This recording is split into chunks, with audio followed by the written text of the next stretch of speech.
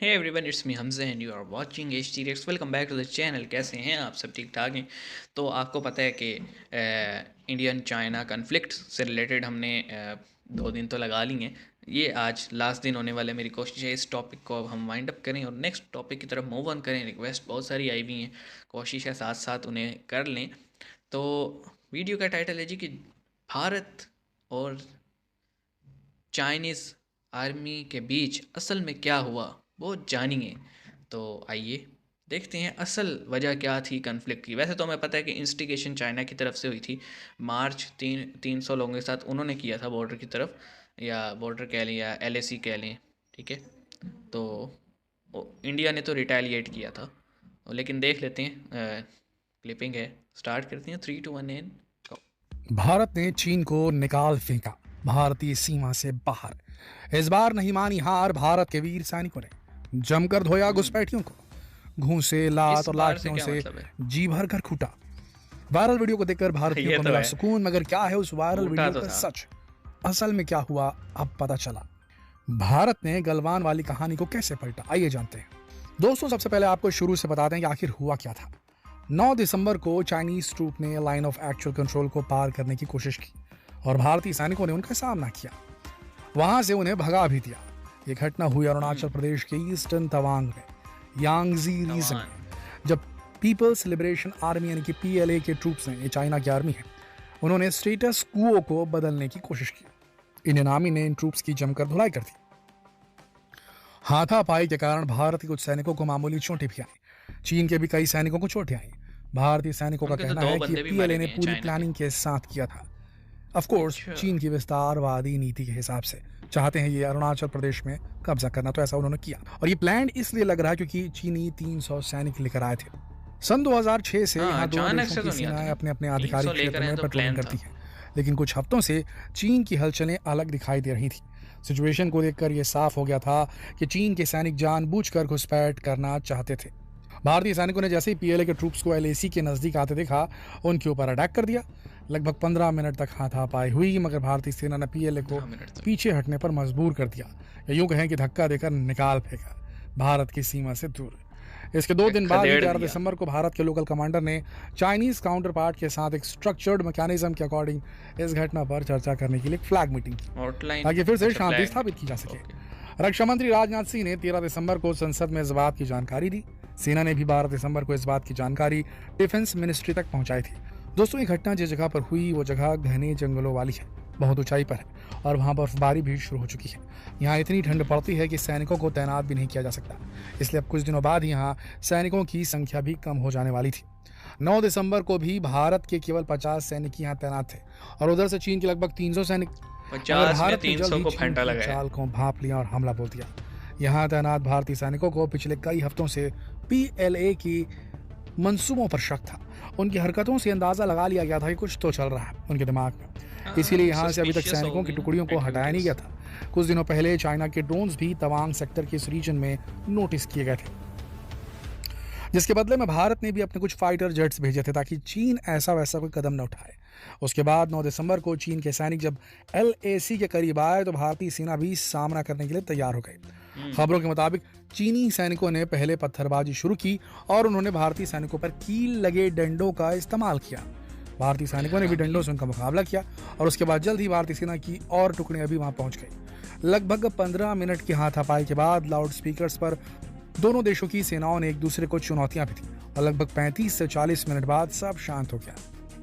भारतीय सेना की माने तो चीन के सैनिकों को काफी गंभीर चोटें आई।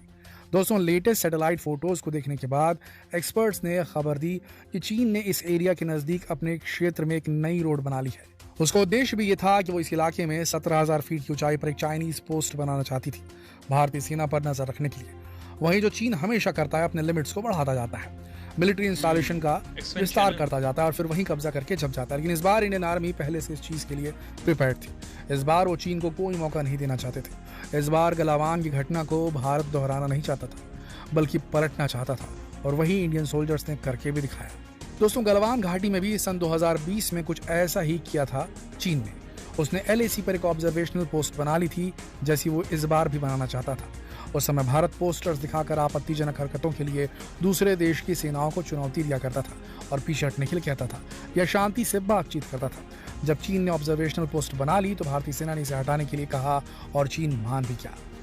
फिर 14 जून की शाम को फिर से चीनी सैनिकों ने एक ऑब्जर्वेशनल पोस्ट LAC पर बना ली, जिसे देखकर बिहार इन्फेंट्री रेजिमेंट के कमांडिंग ऑफिसर कर्नल संतोष बाबू खुद चीनी सेना के कैंप तक पहुंचे इस बारे में बात करने हाँ, के लिए। ये वीडियो देखा था। उनके साथ 40 सैनिक और भी उन्होंने थे। फिर सैनिक इसलिए कम किया थे था क्योंकि ये सिर्फ एक feeling से। शांति वार्ता थी। भारत को चीन के इरादों की कोई जानकारी नहीं थी।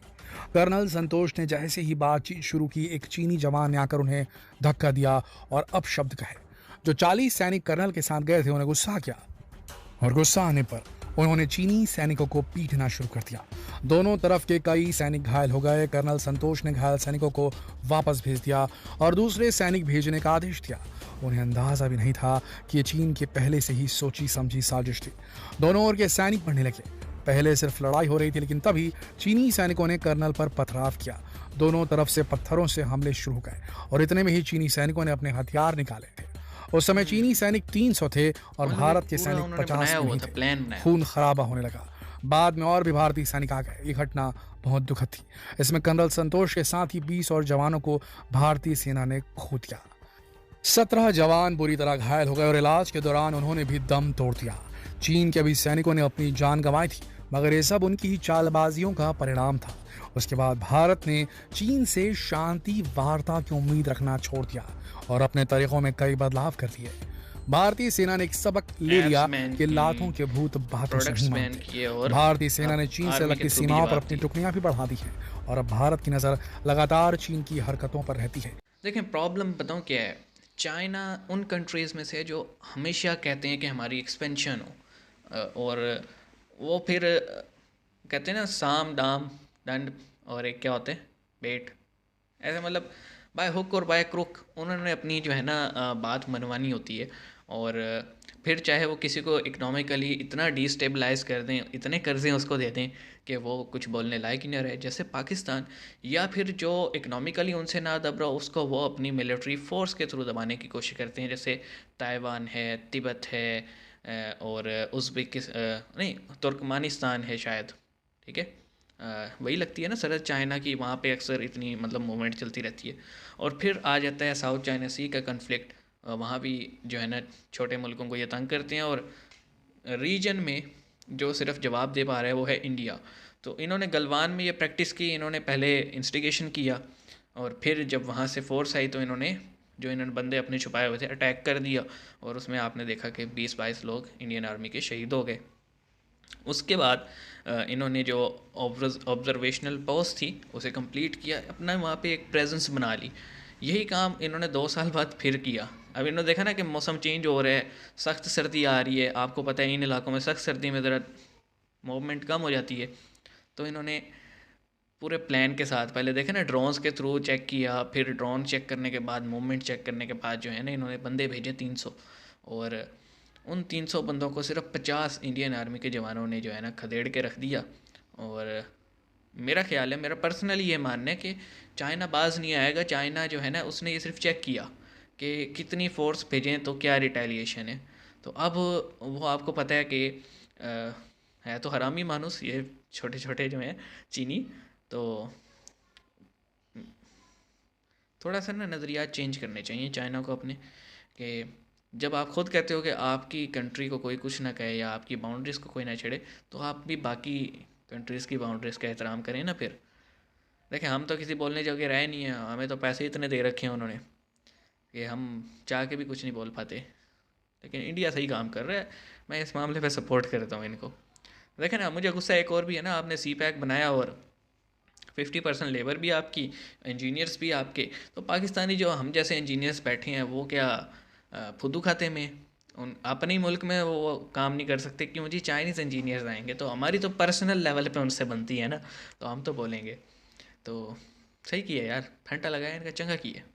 मिलते हैं नेक्स्ट वीडियो में, अपना ख्याल रखना।